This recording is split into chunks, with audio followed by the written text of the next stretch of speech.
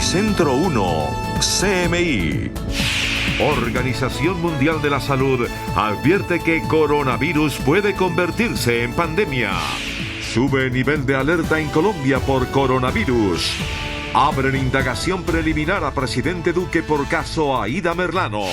Corte y Fiscalía acuerdan no enviar investigadores a Venezuela. No escucharán testimonio de Merlano. Comisiones de paz alertan por crímenes de exguerrilleros de las FARC. Desplazamiento masivo en Ituango. Más de 800 familias han abandonado sus casas. Con Claudia Palacios y Margarita Ortega. Buenas noches, bienvenidos a Noticentro 1 CMI. Aumenta el nivel de alerta por la propagación del coronavirus, que ya ha cobrado la vida de 6 personas en Italia. Hoy se sumó la alerta de la Organización Mundial de la Salud, que asegura que la enfermedad puede llegar a convertirse en pandemia. Los brotes descontrolados del COVID-19 fuera de la China continental tienen las alertas encendidas ante el temor de una eventual propagación incontenible del coronavirus. De hecho, la misma OMS advirtió que pese a los esfuerzos de contención, el mundo debe prepararse para enfrentar una potencial pandemia. For the moment, we are not witnessing the uncontained global spread of this virus. Does this virus have pandemic potential? Absolutely, it has. La OMS aseguró que probablemente se presentarán epidemias en más países, pero que se podrán contener con una rápida respuesta, aunque la veloz expansión del coronavirus es una fuerte preocupación si los países no cuentan con un plan de contención del riesgo. Outside China, there are now 2,074 cases in 28 countries and 23 deaths. Y aunque en China, epicentro del virus, se registró la primera reducción de infecciones, se reportan 2.600 fallecidos y más de 39.000 infectados. Mientras el rápido auge de la infección en Corea del Sur ya le cobró la vida a media decena de personas y deja más de 800 contagiados. Además, Irán confirmó 43 casos y 8 muertes. En Italia, que en menos de 4 días pasó a convertirse en el país europeo en el que más se ha propagado el patógeno, 5 regiones del norte de su territorio se encuentran completamente paralizadas. Se prohibió cualquier evento masivo y la entrada o salida de las zonas de contagio, donde cerca de 250.000 habitantes se les ordenó no salir de sus casas. Aunque la muerte de 7 personas y el contagio de casi 230 desató el pánico en las ciudades en cuarentena, donde los supermercados quedaron completamente vacíos. Ante este panorama, hoy las bolsas del mundo sufrieron una fuerte caída. Wall Street tuvo su peor cierre en los últimos 2 años. Tanto los mercados asiáticos como los europeos reportaron cifras negativas y en Estados Unidos, Wall Street, la principal bolsa de valores del mundo, vivió la peor jornada bursátil en 2 años, en la que su más importante indicador, el Dow Jones de Industriales, perdió 1.031 puntos, desplomándose 3,56%. El Nasdaq tampoco salió bien librado. El índice de los grandes valores tecnológicos cayó 3,71%, mientras que el Standard & Poor's 500 cedió 3,35%. La incertidumbre por la epidemia del coronavirus tiene en vilo el crecimiento económico mundial, mientras los inversores buscan mercados seguros como el oro, que alcanzó un máximo de 7 años mientras el precio del petróleo cayó con fuerza. Los mercados en Colombia también cerraron en números rojos arrastrados por la crisis del COVID-19. Las acciones en la bolsa de valores se depreciaron 0,54%, mientras el dólar en el país cerró un precio de 3.431 pesos, que representa un considerable aumento de 33 pesos.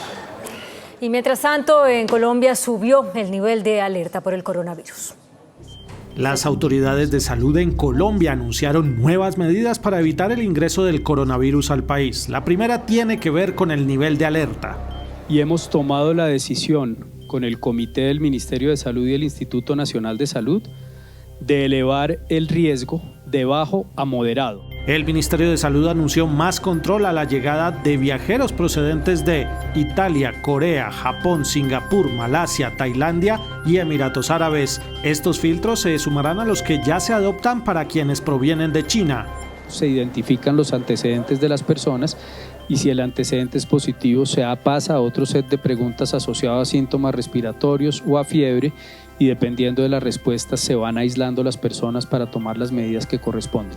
También se intensificará la campaña de lavado de manos como principal medida preventiva. La Organización Panamericana de la Salud dijo desde Colombia que el país está bien preparado para afrontar una eventual pandemia.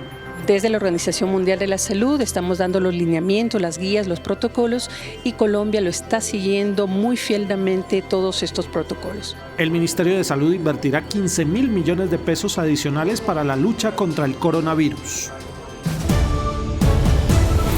La Comisión de Acusaciones abrió investigación al presidente Iván Duque por las declaraciones de la ex senadora Aida Merlano. La Fiscalía y la Corte acordaron que no enviarán una comisión a Venezuela. La investigación al presidente Duque fue iniciada por la Comisión de Acusaciones de la Cámara tras una denuncia del representante David Racero. Simultáneamente, la Fiscalía también abrió de oficio un proceso por las declaraciones de Aida Merlano desde Venezuela, en las que señaló a dirigentes políticos y empresarios de Barranquilla como supuestos cómplices de sus actividades ilegales, incluida la compra de votos. La Fiscalía General de la Nación abrió de manera oficiosa una noticia criminal por las declaraciones de la ex senadora Aida Merlano Rebolledo, que entregó un medio de comunicación desde territorio venezolano. La Fiscalía y la Corte Suprema de Justicia anunciaron un acuerdo para no enviar a Venezuela a sus funcionarios judiciales a ninguna diligencia con Merlano. Las comisiones de paz del Congreso de la República repudiaron el asesinato de desmovilizados de las FARC, que desde la firma del acuerdo de paz suma 186 personas. El partido FARC anunció que denunciará este tema ante el Consejo de Seguridad de Naciones Unidas. Suman al momento 186 los exguerrilleros asesinados luego de la firma del acuerdo de paz. Estos hechos tienen que parar. Es decir, este exterminio contra los firmantes del acuerdo de paz tiene que importarle al país entero, tiene que importarle a la comunidad internacional. No es un problema nuevo. O sea, en Colombia históricamente se asesina a quien le apuesta a la paz. El absoluto rechazo al asesinato de desmovilizados de las FARC. Bajo ninguna circunstancia nos parece aceptable que eso pase. Aquí no debe importar el color político. La respuesta tiene que cambiar. Lo que hemos venido haciendo hasta ahora no ha sido suficiente para detener esta sangría. Y por eso las comisiones de paz crearon una comisión de alto nivel para tratar el tema. Ministros del Interior, Defensa, Justicia, Procurador y Fiscal harán parte de ella. Por su parte, los ganaderos se declararon víctimas del conflicto. El presidente de Fedegan, José Félix Laforí, entregó al Centro de Memoria Histórica un informe en el que documenta más de 6.000 casos.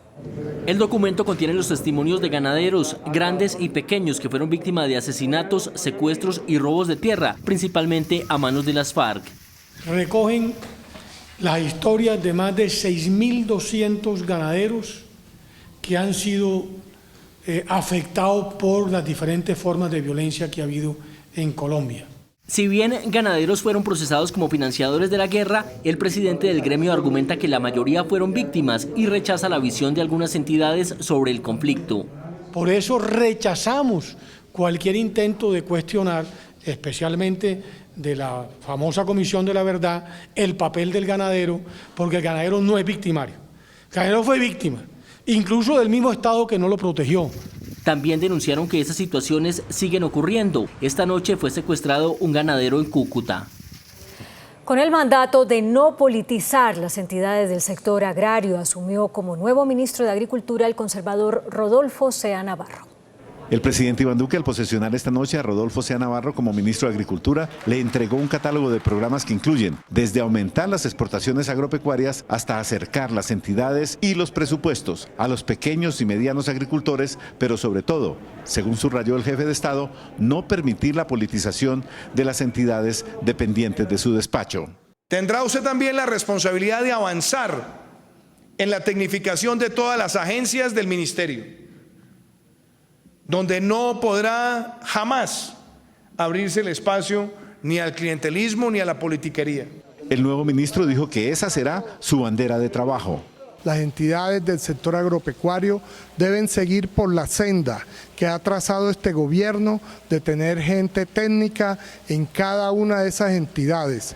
Los gremios del sector agropecuario, por su parte, celebraron la instrucción presidencial. Por la emergencia en la Macarena provocada por graves incendios forestales, el ministro de Defensa advirtió que los grupos narcotraficantes que están deforestando para sembrar coca serán enfrentados por la fuerza pública. El ministro de Defensa, Carlos Holmes Trujillo, anunció hoy que la fuerza pública no le cederá ni un centímetro del territorio a los narcotraficantes que están deforestando los parques naturales y otras zonas protegidas para sembrar coca. La fuerza pública no se va a retirar de las zonas de los parques nacionales naturales donde los criminales pretenden asentarse.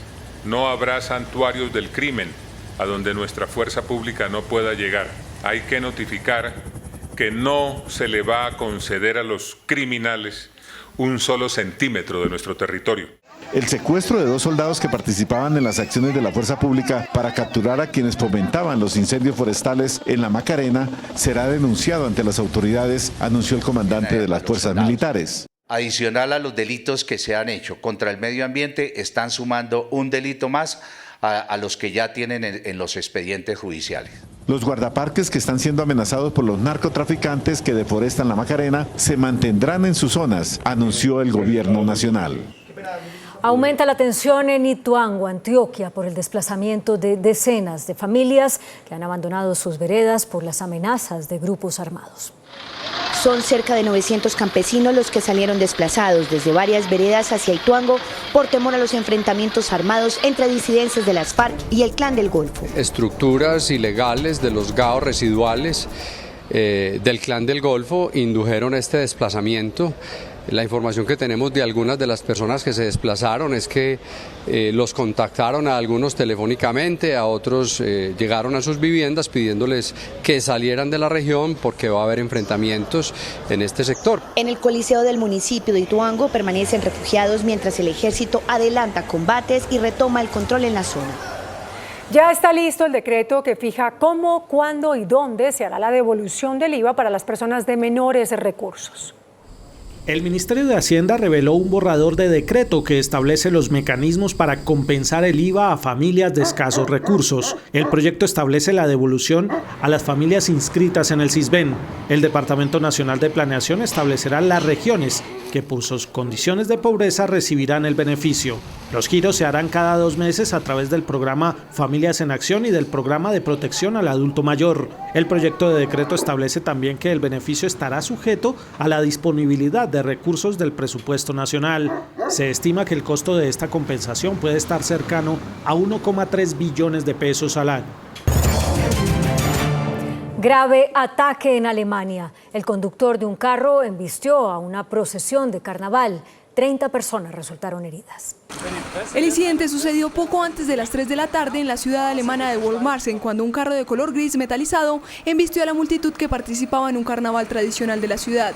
El conductor, un hombre de 29 años, quien resultó herido, motivo por el cual no ha podido declarar, fue detenido minutos después y la policía por ahora desconoce el motivo, y aunque se abrió una investigación por intento de homicidio. Según la policía local, la embestida fue intencionada. Además, testigos afirman que el sospechoso aumentó su velocidad antes del choque. El atropello masivo contra la procesión dejó al menos a 30 personas heridas. Entre los afectados hay niños y heridos de extrema gravedad. Donald Trump y el primer ministro indio Narendra Modi se reunieron en India. Ante 100.000 personas reunidas en un estadio de cricket, los líderes reafirmaron su buena relación personal y la de sus gobiernos en un contexto de tensiones comerciales generales en el mundo.